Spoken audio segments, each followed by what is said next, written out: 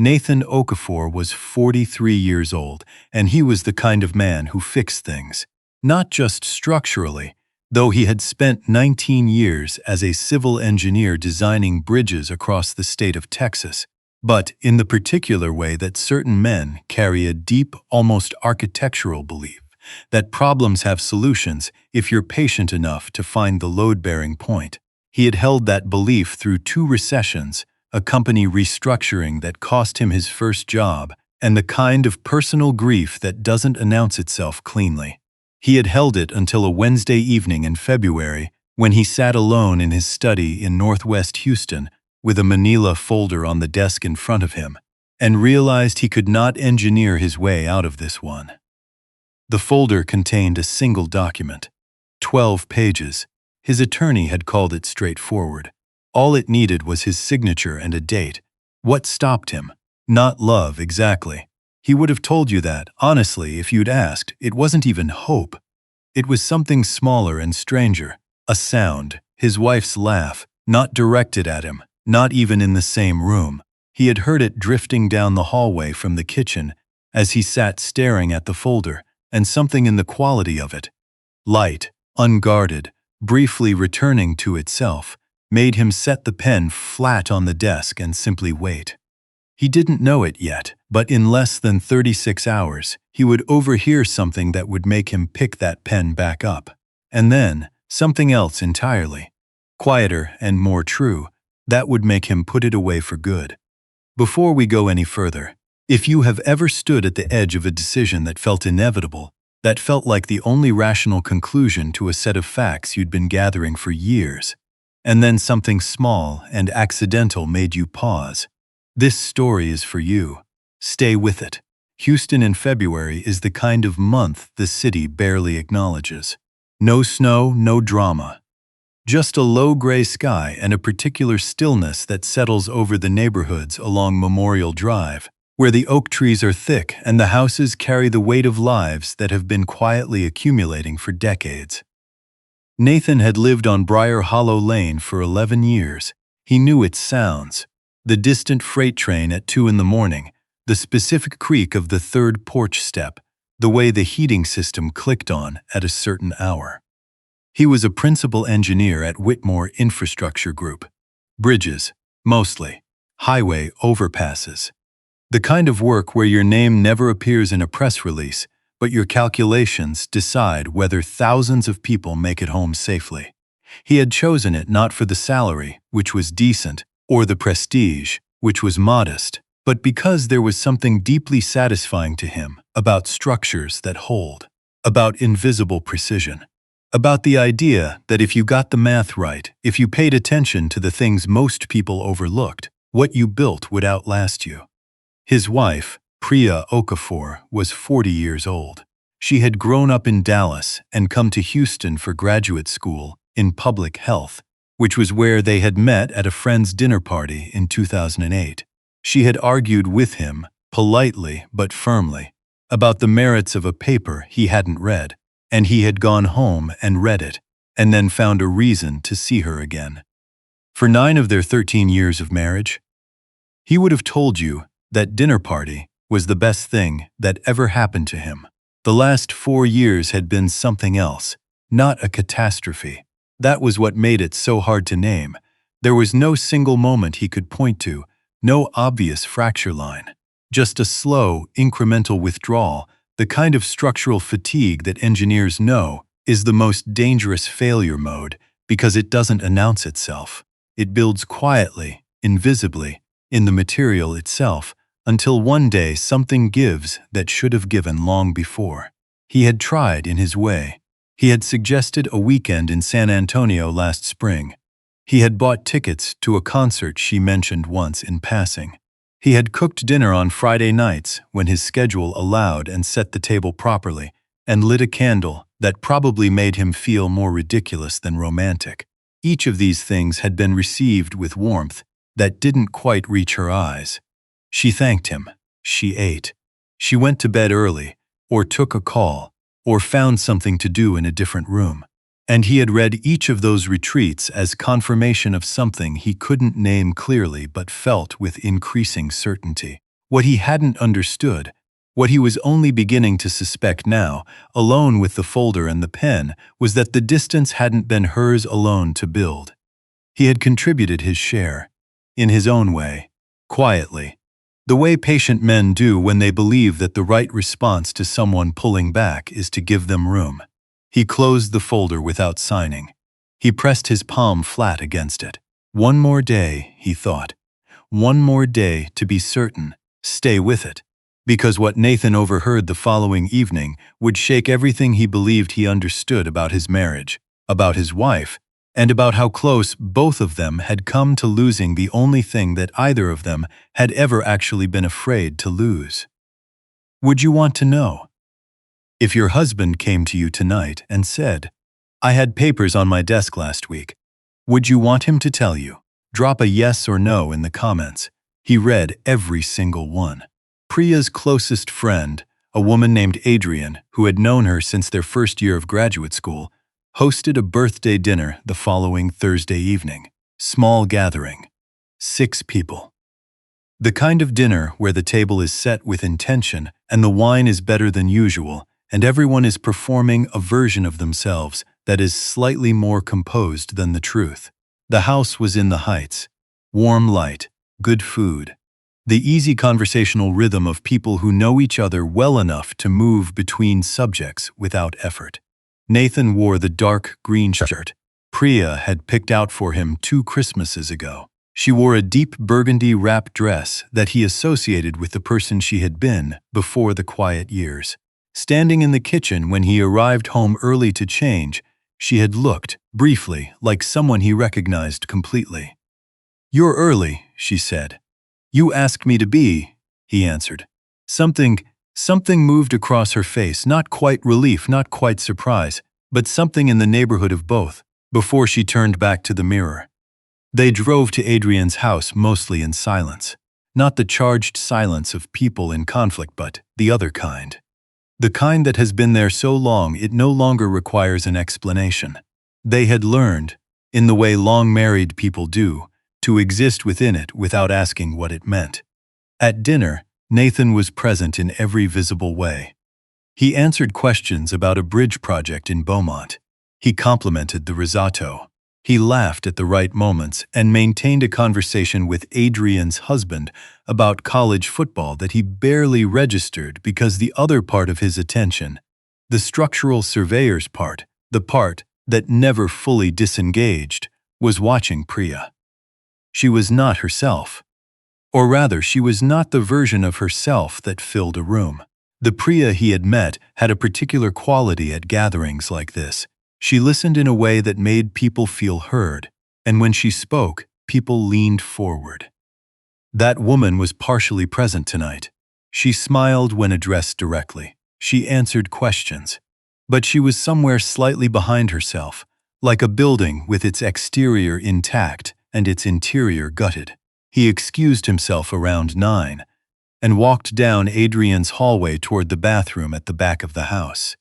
He was passing the small sitting room off the main corridor when he heard Priya's voice. He stopped. He should have kept walking. He was not a man who lingered in hallways. He understood that instinctively, the way he understood load tolerances. There were things that should not bear weight. But then he heard the quality of her voice, and it was the same quality the laugh in the hallway had carried the night before. Unguarded, exposed. The sound a person makes when they believe the room is private. Adrian's voice, low, "Priya, what's actually going on?" Not a question. A statement from someone who already knew the answer was being managed. A long pause, and then Priya's voice, his wife, who had not cried in front of him in 3 years, who had watched her mother through a chemotherapy cycle without once allowing herself to unravel in his presence, said something that held Nathan completely still in that hallway. "I've been trying to get back to him for 2 years, and I don't know if he can see me anymore." His hand found the wall, she continued, and her voice had the specific texture of words that have been held inside for too long. The way compressed material sounds when it finally releases. She told Adrian about the Friday dinners, about the San Antonio trip that had never materialized into anything real. About the concert tickets he had bought for a show she mentioned wanting to see, and how she had gone with him and watched him sit beside her for 2 hours, polite and attentive, in the way that a good man is polite and attentive to someone he is slowly leaving. "He's kind," she said. "He's always kind. I don't know how to explain to anyone that a man being consistently kind to you can feel like grief." Nathan stood very still. He had bought those tickets because he thought she'd wanted to go. He had sat beside her in that theater and felt grateful to be somewhere she had chosen. He had been so careful not to make the evening about him, about what he needed, that he had apparently made it about nothing at all. Then Priya said, "There's someone at work, Darren. He's been very present. I want you to know I haven't done anything. I haven't. But he keeps telling me that some people aren't built to change, and that I deserve someone who will actually reach for me." Nathan did not move. He processed this the way he processed structural anomalies, methodically, without the distortion of panic. Someone named Darren, with an opinion about his marriage, offering Priya a narrative that explained her loneliness by making Nathan the permanent variable. He filed this carefully, not with anger, with the focused attention of a man who now understood what the actual problem was. What occupied him in that moment, standing in a stranger's hallway at 9:15 at night, was something else. The slow, leveling grief of a man who realizes that the distance between himself and the person he loves had been measured in conversations he'd never started. He had given her room when she needed reach. He had been constant when she needed to feel chosen.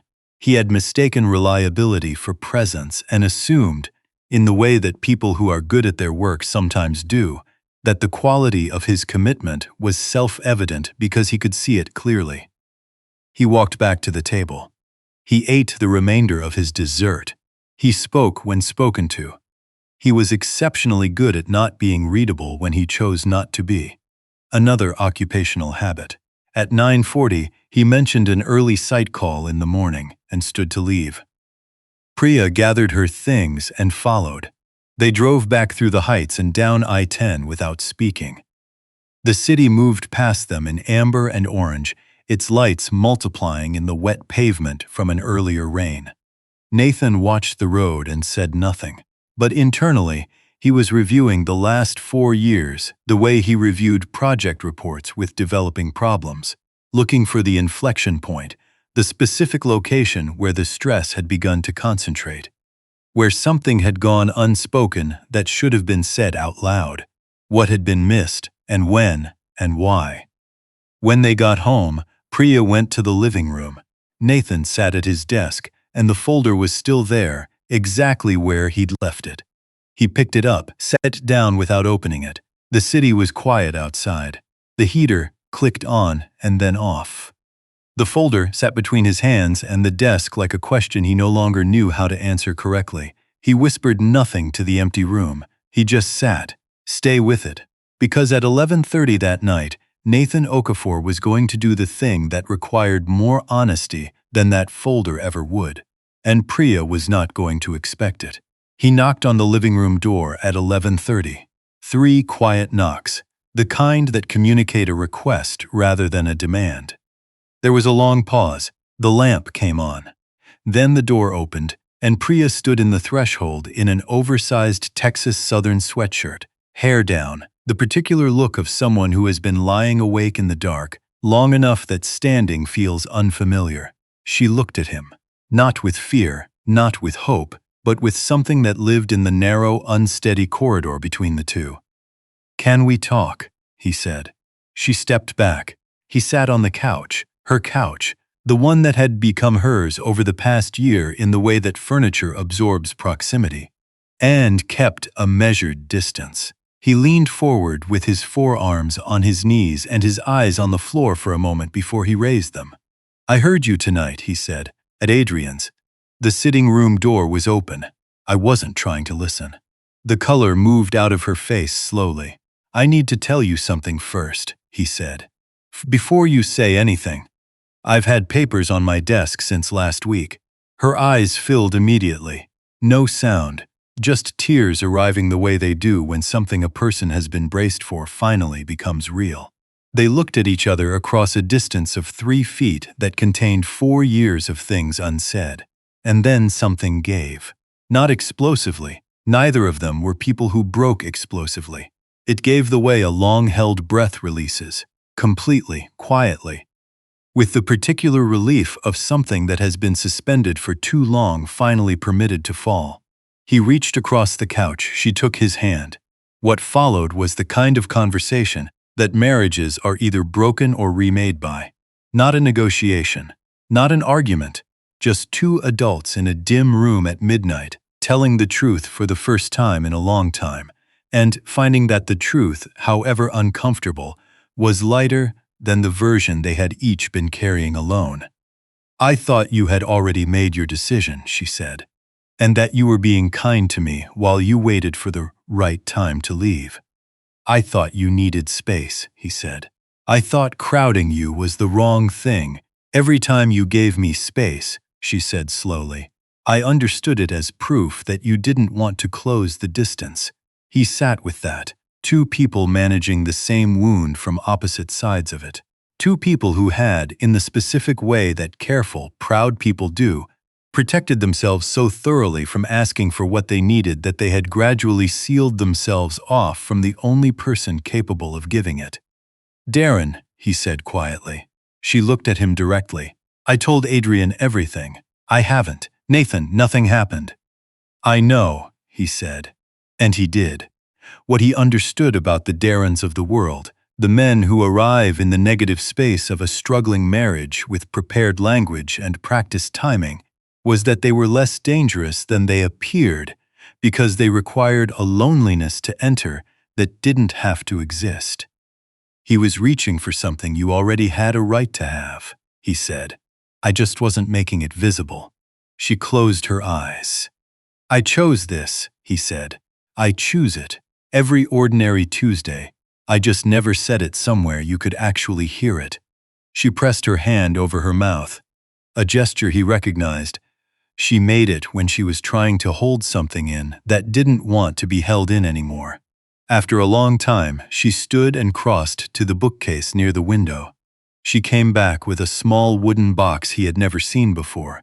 She held it the way you carry something you almost discarded and are still not certain you deserved to keep.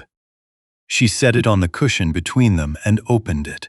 Inside, a folded photograph from their first trip together, a weekend in the hill country in 2010, before they were married, when everything was still new enough to be frightening in the good way. A birthday card he'd written her in year 3, handwriting a little more uncertain than it was now. A small piece of paper with a quote he'd left on the kitchen counter once, years ago, because he'd read it on a long work trip and thought of her and wanted her to know. He had assumed she'd thrown it away. He had assumed she didn't save things like that. Underneath all of it, his old green Whataburger t-shirt from graduate school that he'd thought had been lost in a move 7 years ago. Worn soft, folded carefully. She had kept all of it. Through the distance, through the quiet years, through the couch and the separate mornings and the dinners that ended too quickly, and the Friday nights that didn't feel like Friday nights anymore. She had kept it. "I almost put this out with the donation bags last month," she said, her voice barely carrying. "I told myself, if he doesn't come find me by the end of February, I let it go." Nathan looked at her. "It's the 7th. She looked back. "I know. 3 weeks. That was the margin." He picked up the photograph. Hill country in October, both of them squinting against the sun. He remembered the afternoon it was taken, how she'd insisted on going barefoot on the trail, despite his entirely reasonable objections, and how she'd been right, and how he'd told her so, and how she'd laughed at him in the specific way that meant she'd never let him forget it. When had he stopped being that person to her? When had he decided that the way to love someone reliably was to stop being surprising? "Why didn't we just say it?" he said. Not as accusation, as genuine mourning. She gave the kind of small, exhausted smile that arrives when a question has been asked that you've been asking yourself quietly for years. Because I was afraid that if I told you I was losing you, it would sound like I was asking you to love me, and I couldn't ask for that. I couldn't be the one asking for that. And I was afraid, he said, that telling you how much I wanted this would sound like pressure, like I wasn't giving you room to make your own choice. She looked at him for a long moment. We were both protecting the same thing, she said, by refusing to say we were afraid of losing it. The particular silence that followed was different from every silence that had preceded it in 4 years. It was not hollow. It was not the careful silence of two people avoiding contact. It was full and fragile, and for the first time in a very long time it contained something alive. I don't want to sign those papers, Nathan said. I don't want you to, she said. Then we do this differently. Not just back to the way things were. The way things were wasn't working. I mean something real. A therapist. Honest conversations before the silence has time to settle. Saying the hard things out loud. She searched his face in the way she had always searched his face when deciding whether to trust something he said, looking for the gap between the words and the man. He held her gaze. He gave her time. Okay, she said. Not the flat, provisional okay of someone conceding a point. The real kind. Weighted. Deliberate. The okay of someone who has decided to stay. They talked until nearly 2 a.m, working backward through the years. Through year 10, when her mother was sick and he had kept his distance because he hadn't known how to help and hadn't wanted to add to her load. Through year 9, when he'd been passed over for a promotion he'd wanted badly and hadn't told her, and she'd read his withdrawal as dissatisfaction with her.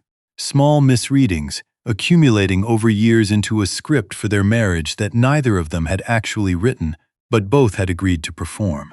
When Nathan stood to go to bed, Priya reached out and briefly touched his hand. Just that, just the gesture, just the language of a person saying, "I'm still here." He pressed her hand once and let go, but their first session with a therapist would surface something Priya had been carrying alone for weeks. Something that would test Nathan's patience in a way nothing in 4 years of quiet conflict had managed to prepare him for. Dr.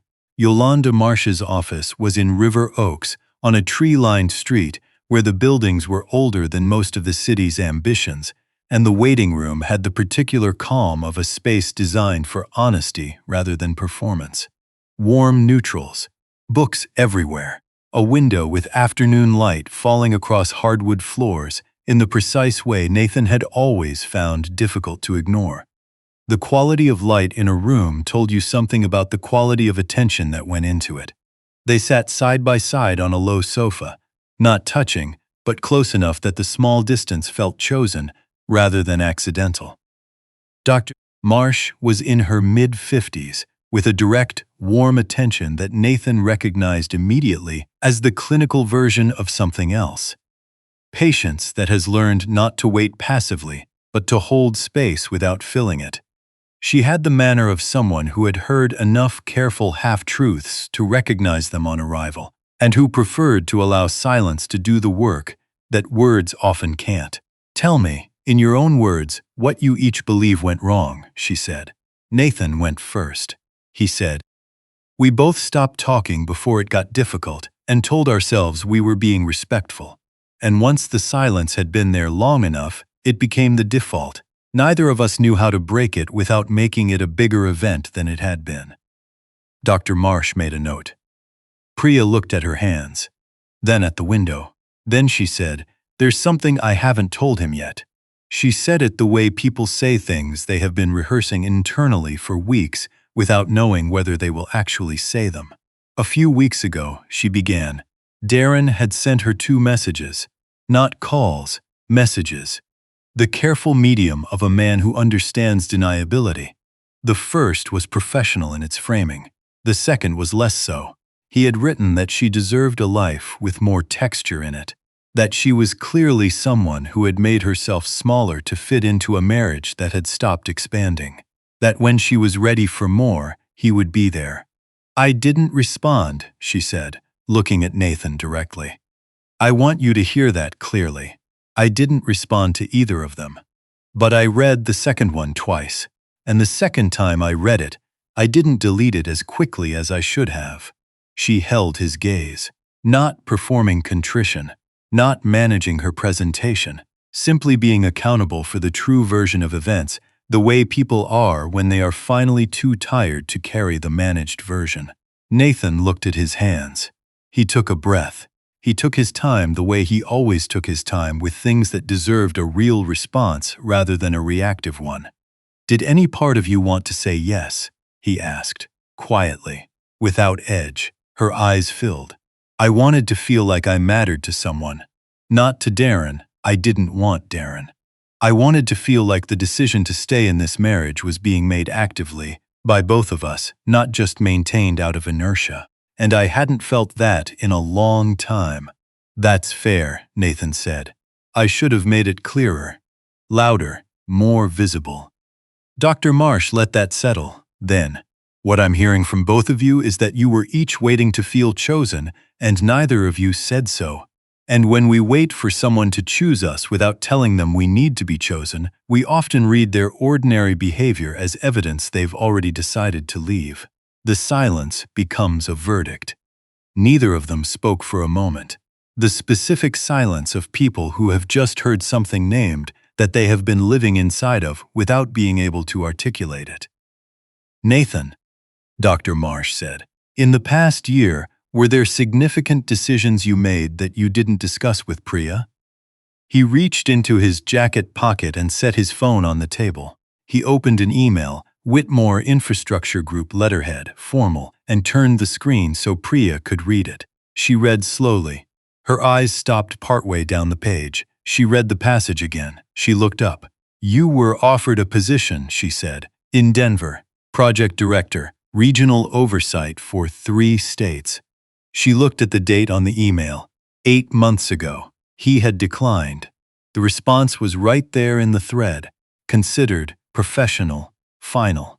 The position required 60% travel for the first year, he said. I would have been home 8 or 9 days a month. He put the phone back in his pocket. We were already losing each other in the same house, he said. I wasn't willing to test what we'd become with 600 miles between us most of the month. Priya stared at him. The expression that moved across her face was not simple. It was several things arriving simultaneously, disbelief and grief, and something that sat very close to the way she had looked at him in Hill Country in 2010, when she had gone barefoot on the trail, and been right about it, and laughed at him for being surprised. You gave that up without telling me, she said. I didn't want you to carry it, he said. I made a decision I could live with. She looked like a person who has been handed something they had stopped believing they were going to receive and isn't sure yet whether their hands are steady enough to hold it. Before either of them could continue, her phone buzzed on the cushion beside her. She glanced at it, read it. Her expression changed in the specific way it changes when something you expected to be over announces that it isn't over yet. She turned the phone and held it out to Nathan without a word. The message was from Darren. Still thinking about you. Don't let obligation become your whole life. Nathan read it once, read it again, set the phone on the table between them. And then, to his own mild surprise and clearly to Priya's, he laughed. Not the stiff laugh of a man managing himself for an audience. A genuine one, brief and settled. The laugh of a man who has just seen something confirm what he already understood. He placed his hand on Priya's arm. That's not a competition I have any interest in entering, he said. He looked at her steadily, in the way he had always looked at structures he was assessing, with full attention, without the distortion of wish or worry. I build things that last. I'm not done building this one. Priya closed her eyes. A single tear moved down her cheek. She didn't wipe it. Dr. Marsh set her notepad down gently. I think you've both been trying to reach each other in a language the other person couldn't hear. The encouraging thing is that you're both here, and you're both still fluent in it. You've just forgotten that you were. They walked out into a River Oaks afternoon in early March, the light beginning to carry that particular quality that arrives in Houston just before spring. Still thin, but different from winter, as if the city is quietly recalibrating itself. They didn't hold hands on the sidewalk, it was too early for easy. But they walked close enough that there was no ambiguity about who they were to each other. In the car, Priya said, "He's not going to stop." Nathan started the engine. "No," he agreed. "Probably not for a while." "Does that concern you?" He glanced at her once. Not remotely. What Nathan understood about men like Darren, and what Darren himself clearly did not, was that they are most powerful in the absence of something real. They exist in the negative space of neglected marriages, and the moment the marriage itself stops providing the negative space, the offer they carry loses all its gravity. Darren had no competition. He had only ever responding to a vacancy, and the vacancy was closing. But Darren would make one more appearance, in a public setting, in front of the people whose opinion Priya valued most. And in that moment, she would say something she had not known she was ready to say until she heard herself say it. The Whitmore Infrastructure Group annual reception was held at the Marriott Marquis downtown, in a ballroom that managed to be both impressive and impersonal in the specific way of large Houston events. The chandelier expensive, the sightlines long, the room full of people performing the professional version of themselves with practiced ease. Nathan wore his navy suit. Priya wore champagne, not festive, elegant. Precisely herself. They arrived together. When they crossed the threshold into the ballroom, and Nathan briefly placed his hand at the small of her back, she settled into it by about a centimeter. He noticed. He had always noticed the small things. That had not changed. Darren arrived at 8. Nathan clocked him from across the room without appearing to look directly. The specific peripheral awareness of a man who has spent 2 decades on active construction sites where things happen in your blind spot. Custom suit, practiced confidence, the particular energy of someone who needs the room to confirm what he has decided about himself. At 8:45, Darren located Priya near the windows by the bar. Nathan was in conversation with a colleague from the Beaumont project, but had a clear line of sight. He watched Darren cross the room toward her. The approach was calibrated, unhurried, a little too warm for professional setting. The smile deployed exactly early enough to give her time to return it before he arrived. Priya set her glass down. She did not lean in. She did not offer the half-smile of someone trying to manage a situation gracefully. She straightened, not defensively, not for the room, just the quiet, physical expression of someone who has already done their reckoning and knows where they stand. She looked at Darren with the specific expression of someone who considered a thing fully and then put it down. "I have a husband who chooses me every single day," she said. Clear, unhurried, without theater. A small pause moved through the nearby conversations. The natural beat of a room where something true has been said plainly, in a space that wasn't built for it. Darren's composure went briefly offline. The recovery was smooth enough on the surface. A practiced smile, a slight pivot, a move toward the bar. But the pivot itself told the story. He had arrived at that conversation expecting a particular kind of conversation. What he received was a closed door. Across the room, Nathan had watched all of it. He did not move toward her, did not make it a moment. Simply watched Darren's retreating figure with the calm recognition of a man who already knows how a structure fails before it does, and smiled.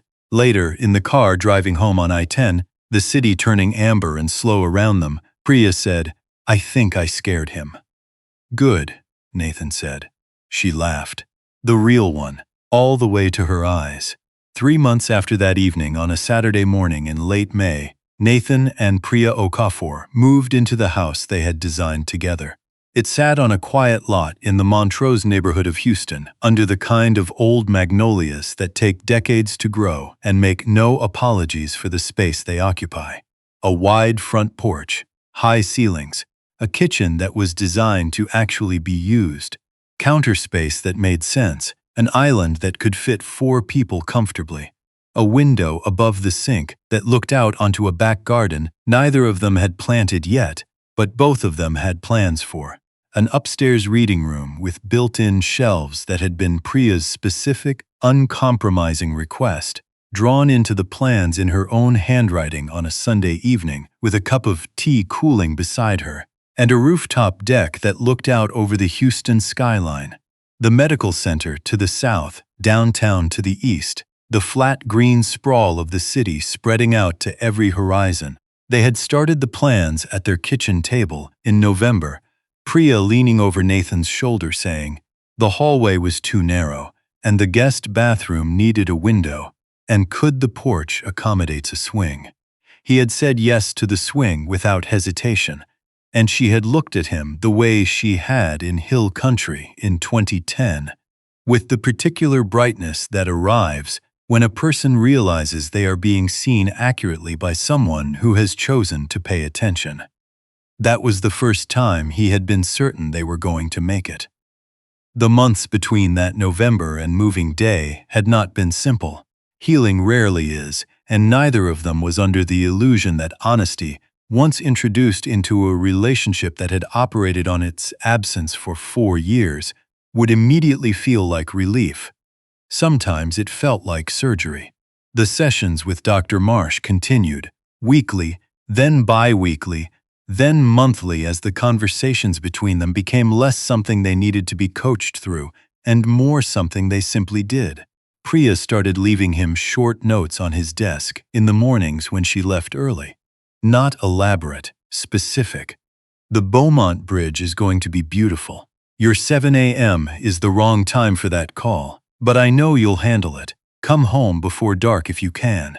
He kept every one of them in the same wooden box she had showed him on the night they finally talked. Nathan started saying out loud the things he had always assumed were self-evident. He told her about the Denver position and why he had turned it down and what the decision had felt like. He told her that the Friday night dinners had been the best part of weeks when the work was hard.